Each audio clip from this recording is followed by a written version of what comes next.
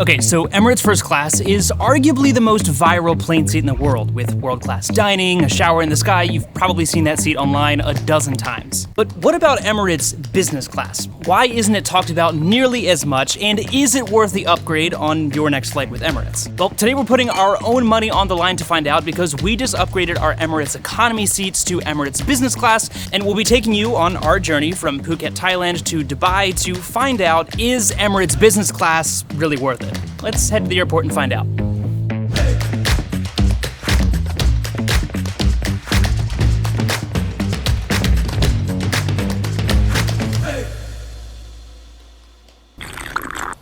Okay, so nerd out with me for a few seconds because we need to talk about the Emirates fleet and the drastically different type of business class that you get depending on the type of airplane that you're on. And that's going to be really important when answering the question, is it worth the upgrade, like some other airlines in this region.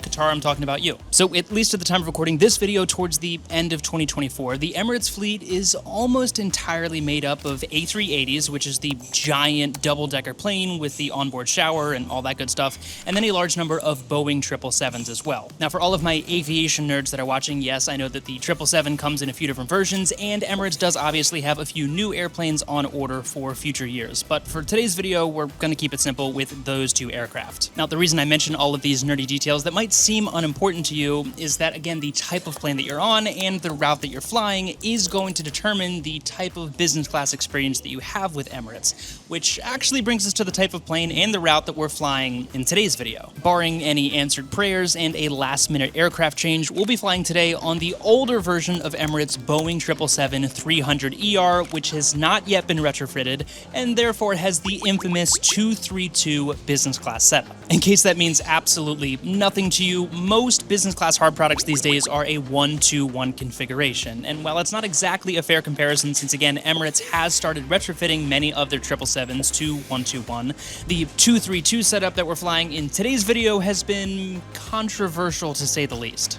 First of all, this setup means that you could book a business class seat and still end up in the center. Sorry, Aaron.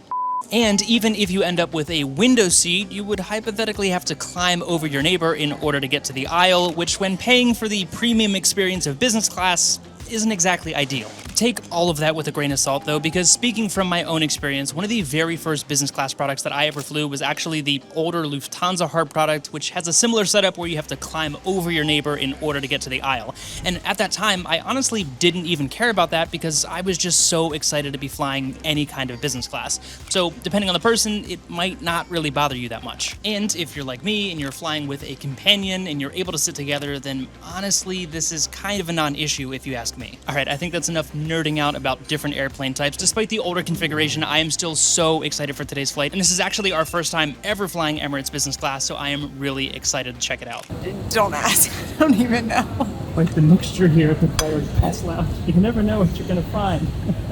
If we're gonna make a video about Emirates Business Class, then I feel like we need to take the time to quickly explain how you can book flights like this using miles and points. Now, Emirates is a one-to-one transfer partner with every major card provider. So in terms of transfer options, you might just want to start with Emirates, but depending on the type of points that you have, or maybe some transfer bonuses that are going on, it never hurts to check how much it's going to cost through some of those partner options as well. With Aeroplan, for example, the number of points required is typically higher, but you can end up saving a ton in taxes and fees by booking through them instead of through Emirates themselves. So it just depends. But once you've selected a transfer partner, in this case, I just transferred directly to Emirates. It's really just a matter of transferring those points from your card provider to Emirates Skywards in this case, and then booking your desired flight using those now Emirates Skywards miles or whatever type of points you transferred in your case. And if you want a quick and easy way to make sure that you are getting the best deal possible on flights and hotels, whether that's cash or points, then we of course have our incredible travel search tool called Daily Drop Pro. And naturally, I'm a little bit biased, but this is the tool that I personally use to find a majority of my travel bookings these days. So if you want to learn more about that and save yourself a ton of time the next time you're booking a trip, then I'll leave some info for Daily Drop Pro down in the description. All right, I think that's enough miles and points stuff for one video, and it is finally time to board our flight to Dubai in Emirates Business Class.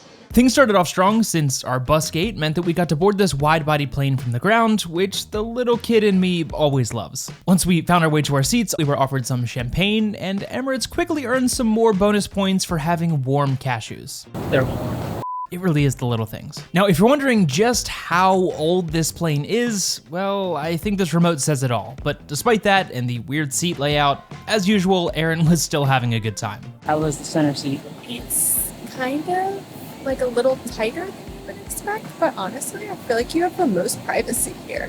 So I can't complain. You know what? I respect your optimism. Since this was a nighttime flight, we each received amenity kits, which they don't always do in business class, but ours consisted of the basics, like a shaving kit, some deodorant, fancy Bulgari cologne, and of course, the legendary Emirates hairbrush, which is probably worth the price tag of this flight on its own. That don't make sense. Shortly after takeoff, we were offered our food and wine menus with plenty of options, and I'll give you my thoughts on all of that once we get to Dubai.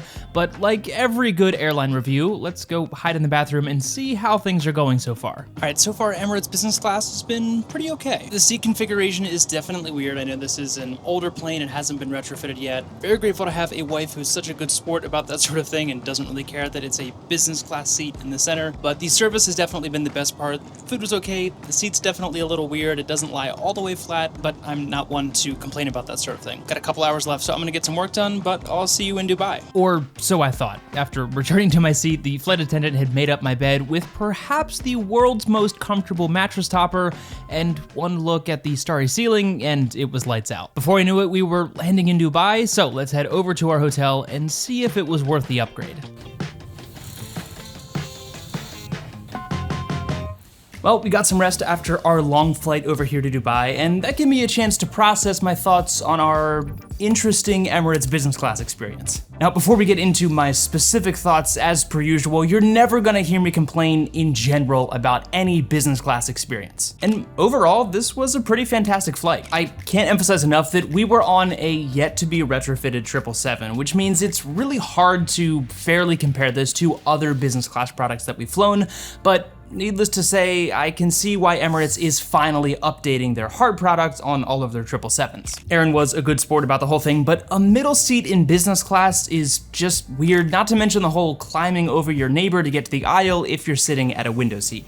So again, definitely happy to know that Emirates is finally addressing that weird layout. But as far as the seat itself, and I realize this sounds absolutely ridiculous to complain about at all, but it is an angled lie flat seat, which might not sound like that big of a deal, but it does make a significant difference in the overall comfort of the seat, and it is not nearly as comfortable as a typical fully lie flat seat, where I usually sleep like a baby. The food was great, maybe not the best food I've ever had on a plane, but certainly nothing to complain about there, and the service was by far the best aspect of this flight, and considering it's Emirates, that's really not a surprise. But the big question is, was it worth the upgrade? And I'm not sure if I mentioned this at any point last night, but for the sake of transparency, we actually paid for our original economy seats and the upgrades both with cash. So we ended up spending just over $2,000 for this experience for both tickets. And that actually marks the first time I've ever paid cash for any business class seat, and that's definitely not something I'll be doing again anytime soon. But considering these tickets would have cost nearly $4,000 had we just booked business class from the start,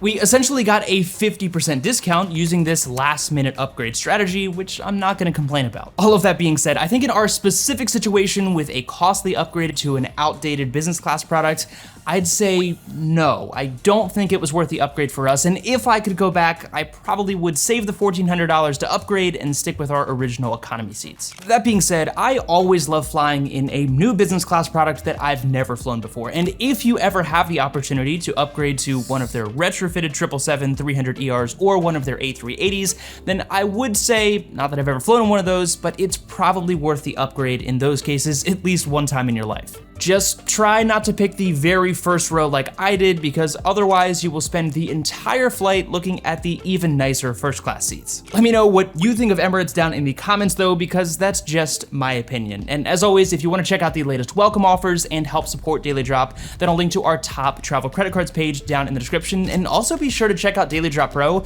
because even if you're not into all of this miles and points stuff, we will send you cash deals as well on business class seats just like these, so that can be a great way to snag a fantastic cash deal.